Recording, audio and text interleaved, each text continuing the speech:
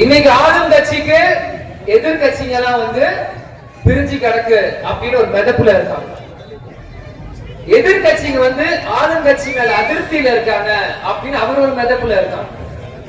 இரண்டு கட்சியுமே சமநிலையில இருந்து ரெண்டு பேரும் ஒரு மெதப்புல இருக்காங்க. ஆனா அது இரண்டு கட்சி மெதப்புல இருப்பாரு. அந்த கப்பலை ஓட்டுற கேப்டன் கட்சி அது திமுகவுக்கும் பொருந்தும் அதிமுகவுக்கும் பொருந்தும்.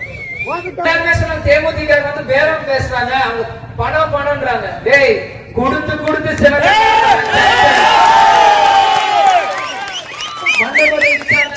கல்லூரி கேப்டன் டிவி இல்ல, எதுவுமே இல்லைனாலும் இன்னைக்கு அந்த கெத்தா நாங்க நிக்கிறோம் தெரியுமா? கேப்டன் எங்களுக்கு கொடுத்த தைரியம் இன்னும் எங்களுக்குள்ள இருக்கு. இப்படிதான் நம்ம எல்லாரும் குடும்பத்திலையும் விஜயகாந்த் பயன்படுத்த எக்ஸ்ட்ரா 2 பேர் 2 கால, நானும் அதே மனுஷன் தானே, அதே மூலியமான நானும் அப்படியே நானும் இருக்கேன். எனக்கும் சில ஆசைப்பாசைகள் இருக்கும்ல. இந்த வயசுல அப்படி போனோம், இந்த வயசுல இப்படி இருக்கும்ட்டு. எங்க அப்பா என்ன 6 வாட்டி சிஎம் இருந்தாரா, எங்க தாத்தா 6 வாட்டி சிஎம் இருந்தாரா, இல்ல தேமுதிக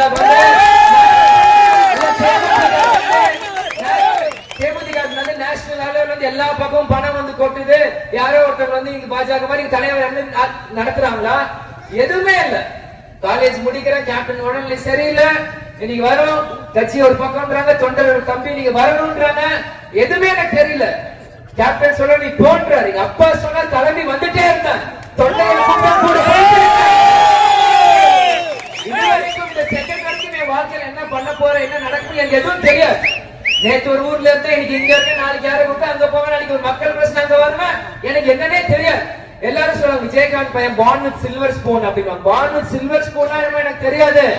என் மக்களுக்கு ஒரு பிரச்சனை, எந்த சில்வர் ஸ்பூன்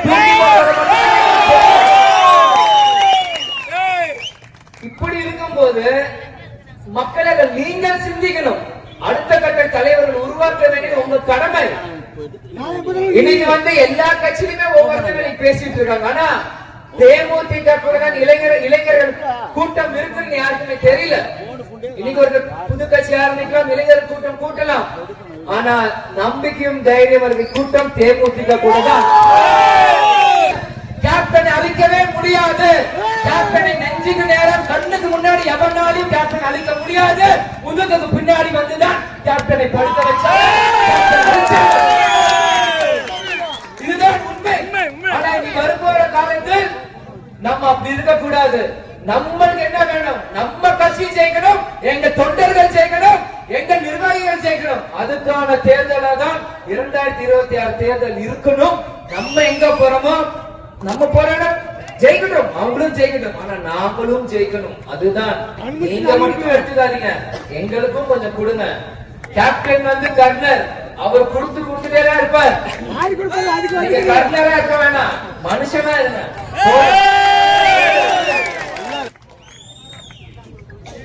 விஜய் பிரபா சென்னையில் இருக்காரு, படிச்சவரு, அவர் சும்மா பேசிட்டு போறாரு மட்டும் தயவு செஞ்சு யாரும் தப்பு கணக்கு கூட பண்ணிடாதீங்க. நான் பொறுமையா இருப்பேன், ரொம்ப ரியாக்ட் பண்ண மாட்டேன், அமைதியா இருப்பேன். ஆனா ஏதாவது தப்புன்னு தெரிஞ்சதுன்னா கேப்டன் போகிற அளவுக்கு நியாயத்து பக்கம் தான் நிற்பேன். கேப்டன் மாதிரியே தான், தோரையில மட்டும் கேப்டன் இல்ல, குணத்திலும் அதை கூட இருக்க நண்பர்கள் தெரியும். ஆனா உங்க முன்னாடி சொல்ல வேண்டிய ஒரு வாக்கியமா அதுக்கு பார்த்துட்டு கருதி உங்க முன்னாடி நான் சொல்றேன். இதே மாதிரி இந்த அரூர் தொகுதியில கேப்டன் வந்து செம்மடைக்கட்டை திட்டங்களுக்கு வீடு வீடா போய் 10 லட்சம் ரூபாய் பணம் கொடுத்த ஒரே தலைவர் 20 லட்சம்.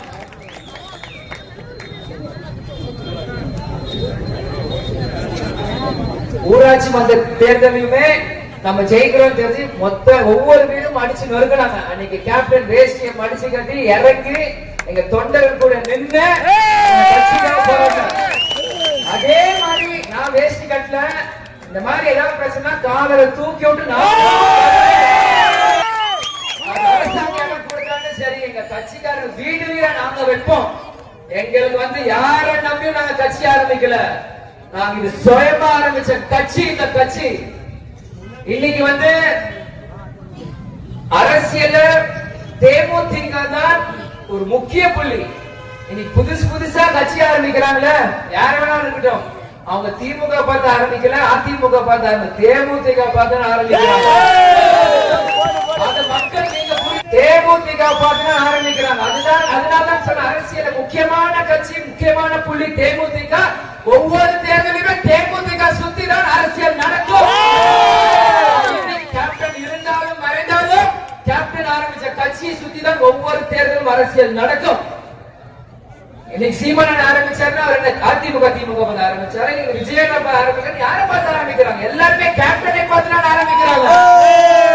இன்னைக்கு கேப்டன் வசனங்கள்ல திரும்பியும் எல்லாருமே பேசணும். யாரும் ஒரு புதுசா பேசல. கேப்டன் என்ன பேசணும் இனிதான் மத்தவங்க பேசுறாங்க. ஆனா கேப்டன் எங்கேயும் போல. கேப்டன் சொல்லி கொடுத்தது அவர் ஆரம்பிச்ச கட்சி இங்க இருக்கு, நாங்க செய்யறோம், இங்கதான் இருக்கோம், எங்கேயும் போக மாட்டோம், எவனையும் விடவும் மாட்டோம். எங்க தலைவர் எங்க அப்பா பேசுறது எல்லாமே என் கையில ஒரு பேப்பர் இல்ல, என் கையில ஒரு பேப்பர் இல்ல. முதல்ல 2017 நான் 25 வயசுல ஆரம்பிச்சேன். முதல் அரசியல் மேடையில் ஏறினாலே 25 வயசுல. அன்னில இருந்து ஒரு பேப்பர் இல்லாம தான் நான் பேசுறேன். இது நான் வேற யாருமே குத்தம் நீங்க நினைக்காதீங்க. அரசியல் என்பது தேமுதிக அரசியல் என்ன நான் சொல்றேன். மனசார உணர்வோட நம்ம மைக் முன்னாடி நாங்க பேசுறோம். சும்மா பதவிக்காகவும் பணத்துக்காக முன்னாடி நாங்க பேசல, பேசல. இங்க வழி கேப்டன் உழைச்ச உழைப்புக்கு அங்கீகாரம் கிடைக்கல. கேப்டன் அவரை விட்டுட்டு போயிட்டார். அந்த வழியில நாங்க பேசுறோம். மக்களுக்கும் அரசாங்கத்துக்கும் நடுவுல ஒரு பிரிட்ஜ் ஒண்ணு இருக்கு. அந்த பிரிட்ஜை தேமுதிக நிக்க வைங்க. கரெக்டா அந்த மக்கள் அரசாங்க பணம் மக்களுக்கு போய் சேரும். ஒரு நல்லவனை நிப்பாட்டினீங்கன்னா, ஒரு திருட்டாளை நிப்பாட்டினீங்கன்னா டேம் மாதிரி அணையை கட்டிடுவாங்க. வர காசு அப்படியே நின்றுரும், அப்படியே சுரண்டு ஓடிடுவோம். எந்த அணையும் கட்டாம கடல் மாதிரி விடுங்க தேமுதிக காரங்க. கரெக்டா அந்த காசை பைசல் பண்ணி கரெக்டா மக்களுக்கு என்ன தேவையோ அதை செஞ்சு கொடுத்துட்டு போயிட்டே இருக்கோம்.